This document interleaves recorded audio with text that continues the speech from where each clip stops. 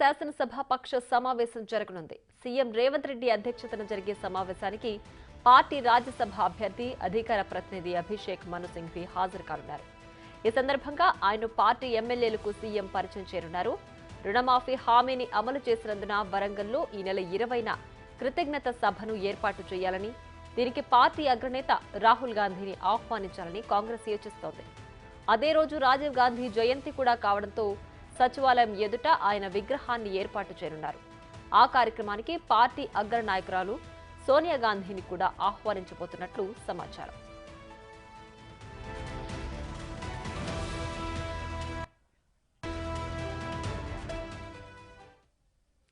ఇక మరింత సమాచారం మా ప్రతినిధి సైదులు లైవ్ లో అందిస్తారు. సైదులు చెప్పండి, శాసనసభ పక్ష సమావేశం మరి కాసేపట్లో ప్రారంభం కాబోతోందా? అక్కడ డీటెయిల్స్ ఏంటి? ఎస్ ప్రియ, మరి కాసేపట్లో సిఎల్పి సమావేశం సీఎం రేవంత్ రెడ్డి అధ్యక్షతన ప్రారంభం కానుంది. ఇప్పటికే నానక్రామగూడలో ఉన్నటువంటి షెరటాన్ హోటల్కి రాజ్యసభ అభ్యర్థి అభిషేక్ సంఘ్వి కూడా చేరుకున్నారు. ఇక ఎమ్మెల్యేలందరూ కూడా ఒక్కరొక్కరుగా ఇక్కడికి చేరుకుంటున్న పరిస్థితి కనిపిస్తుంది. ప్రస్తుతం అయితే ఎమ్మెల్యేలందరూ కూడా ఒక్కొక్కరుగా ఇక్కడికి ఆ హోటల్ నానక్రామగూడలో ఉన్నటువంటి షెరటాన్ హోటల్ అందరికీ చేరుకుంటున్నారు. ఇక మరి కాసేపట్లో 7 గంటలకు సీఎం రేవంత్ రెడ్డి కూడా రాబోతున్నారు. వారితో పాటుగా మంత్రులు, అదేవిధంగా ఎమ్మెల్యేలు, ఎమ్మెల్సీలు, రాజ్యసభ సభ్యులు వీళ్ళందరూ కూడా ఈ సమావేశానికి రాబోతున్నారు. ముఖ్యంగా రేపు ఉదయం 11 గంటల సమయంలో అభిషేక్ సంఘ్వి అసెంబ్లీలోని నామినేషన్ కార్యక్రమం కూడా ఉండబోతుంది.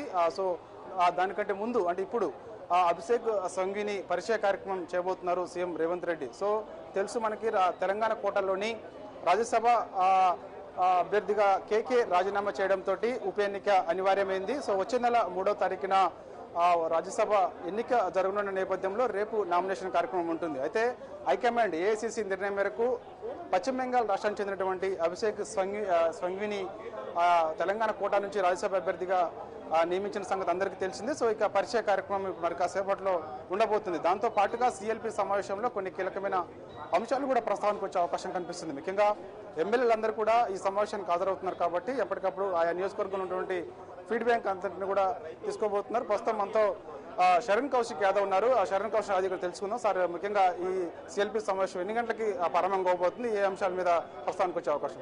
ప్రధానంగా 7 గంటలకు సిఎల్పి సమావేశం షెరటాన్ హోటల్లో ప్రారంభం కాబోతా ఉంది. దీనికి ప్రధానంగా తెలంగాణ రాష్ట్రంలో ఉన్నటువంటి 75 మంది ఎమ్మెల్యేలు, దాదాపు 13 మంది ఎమ్మెల్సీలు, 8 మంది లోక్సభ సభ్యులు, 2 రాజ్యసభ సభ్యులు, టోటల్ 100 మంది ఈ సమావేశం రాబోతారు. ప్రధానంగా రాజ్యసభ అభ్యర్థి ఎవరైతే ఉండో అభిషేక్ సింగ్ గారు ప్రధాన ఇంట్రడక్షన్ కార్యక్రమం కావచ్చు, రేపు నామినేషన్ ప్రక్రియ దీని గురించి ప్రధానంగా చర్చించబోతా ఉన్నారు.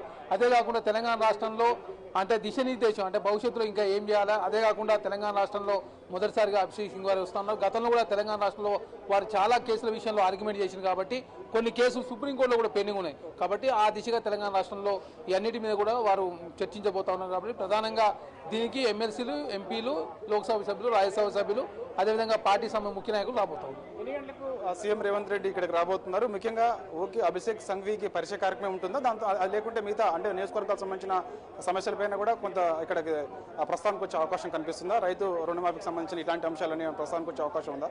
ప్రధానంగా అభిషేక్ సింగ్ గారు వారి రాజ్యసభ సంబంధించి అదేవిధంగా వారి ఇంట్రడక్షన్ కార్యక్రమం, దాంతోపాటు తెలంగాణ రాష్ట్రంలో కాంగ్రెస్ ప్రభుత్వం ఏ విధంగా ముందుకు పోతా ఉంది, రుణమాఫీ విషయంలో కూడా అన్ని విషయాలు కూలంకషంగా చర్చించే కార్యక్రమం, వారి ఇంట్రడక్షన్ ఇచ్చే కార్యక్రమం ప్రధానంగా ఈ వేదిక నుంచి జరగబోతా ఉంది. 7 గంటలకు ప్రారంభమై దాదాపు 1 అవర్లో ఈ కార్యక్రమం ముగించబోతా ఉంది. శరణ్ కౌశిక్ గారు, చూస్తున్నాం ప్రియా, ముఖ్యంగా మనకి అభిషేక్ సంఘ్వి పరిచయ కార్యక్రమం ఉండబోతుంది. 7 గంటలకు ఇక్కడికి ఇదే హోటల్కి నానక్రామగూడలో ఉన్నటువంటి షెరటాన్ హోటల్కి ముఖ్యమంత్రి రేవంత్ రెడ్డి రాబోతున్నారు. మరి కాసేపట్లో మంత్రులందరూ కూడా క్యాబినెట్ మంత్రులందరూ కూడా ఇక్కడికి రాబోతున్నారు. ఇప్పటికే అభిషేక్ సంఘ్వి కూడా ఆల్రెడీ హోటల్కి చేరుకున్నారు. ఇక్కడ ఎమ్మెల్యేలందరూ కూడా ఒక్కొక్కరుగా వస్తున్న పరిస్థితి కనిపిస్తుంది. సో ఏదేమైనా సరే అభిషేక్ సంఘ్వి పరిచయ కార్యక్రమం అయిపోయిన తర్వాత ముఖ్యంగా నియోజకవర్గాల వారిగా కూడా ఆయా సమస్యలు, అదేవిధంగా ప్రభుత్వం ముఖ్యంగా గ్యారంటీ స్కీమ్లు ఏదైతే ఉన్నాయో కాంగ్రెస్ పార్టీ అధికారంలోకి వచ్చి 8 నెలలు అవుతుంది కాబట్టి ముఖ్యంగా 6 గ్యారంటీ స్కీములన్నీ కూడా ప్రజలకు అందుతున్నాయా లేదా అంశంపై కూడా చర్చకు వచ్చే అవకాశం కనిపిస్తుంది. ముఖ్యంగా రైతు రుణమాఫీ విషయంలో ప్రతిపక్షాలు చేస్తున్న ఆరోపణలు ఏదైతే ఉన్నాయో అవన్నీ కూడా అవాస్తవమని, ఇప్పటికే దాదాపుగా 22 లక్షల మందికి 18,000 కోట్ల రూపాయల వరకు కూడా రైతు రుణమాఫీ చేశామని, ఈ ప్రాసెస్ కంటిన్యూగా కూడా జరుగుతుందని చెప్పేసి కూడా చెప్తున్నారు. సో వాటిని ఎండగట్టే విధంగా ఖచ్చితంగా ప్రజలకు విస్తృతంగా తీసుకెళ్లాలి. ఎందుకంటే చాలా మంది దుష్ప్రచారం చేస్తున్నారు. ఇంతటితో ఆగిపోయింది. 31,000 కోట్ల రూపాయల వరకు ఏకకాలంలో చేసిన ప్రభుత్వం ఒక ఏకైక ప్రభుత్వం తెలంగాణ దేశంలోనే తెలంగాణ రాష్ట్ర కాంగ్రెస్ ప్రభుత్వం కాబట్టి సో ఇక ఇలాంటి అన్నింటిని కూడా ప్రజలకు ఇష్టంగా తీసుకెళ్లాలి. అదేవిధంగా ముఖ్యంగా కాంగ్రెస్ పార్టీ ఇచ్చినటువంటి హామీలు ఏదైతే ఉన్నాయో ప్రజలకు అందుతున్నాయా లేదా అనేది కూడా ఆయా నియోజకవర్గాల నుంచి ఫీడ్బ్యాక్ కూడా తీసుకోబోతున్నారు. అంటే కాంగ్రెస్ పార్టీ అధికారంలోకి వచ్చిన తర్వాత రెండో సిఎల్పి సమావేశం సీఎం రేవంత్ రెడ్డి అధ్యక్షన జరుగుతుంది. సో ఇక మనకి రేపు ఉదయం 11 గంటలకు అభిషేక్ సంఘి నామినేషన్ కార్యక్రమం కూడా ఉండబోతుంది. దానిలో కొందరు మాత్రమే అంటే సీఎం రేవంత్ రెడ్డితో పాటుగా కొందరు నేతలు మాత్రమే ఈ నామినేషన్ కార్యక్రమంలో పాల్గొనబోతున్నట్టుగా కూడా మనకైతే సమాచారం ఉంటుంది. వారు ఎవరెవరు పాల్గొంటారు ఏంటనేది కూడా మరి కాసేపట్లో మనకి క్లారిటీ వచ్చే అవకాశం అయితే కనిపిస్తుంది. మనకి ఏదేమైనా సరే అభిషేక్ సంఘి కూడా కాసేపట్లో మనకి మీడియాతో కూడా కొద్దిసేపటి క్రితమే మాట్లాడారు. ఖచ్చితంగా మనకి విభజన హామీలు ఏదైతే ఉన్నాయో తెలంగాణ రాష్ట్రం సంబంధించి విభజన హామీలు ఏదైతే ఉన్నాయో ఆ హామీలన్నింటినీ కూడా ఖచ్చితంగా నేను రాజ్యసభలో ప్రస్తావనకు తీసుకొస్తానని చెప్పేసి కూడా చెప్తున్న పరిస్థితి కనిపిస్తుంది. ఖచ్చితంగా తెలంగాణ ప్రజల మద్దతు నాకు ఉంటుందని చెప్పేసి కూడా ఆయన ధీమా వ్యక్తం చేస్తున్నారు. ఖచ్చితంగా ఉన్నటువంటి ప్రజాప్రతినిధులు అందరూ కూడా నన్ను ఆదరిస్తున్నారు. ఇప్పటికే వాళ్ళందరినీ కూడా కలవడం జరిగింది. ఈ రోజు ఉదయం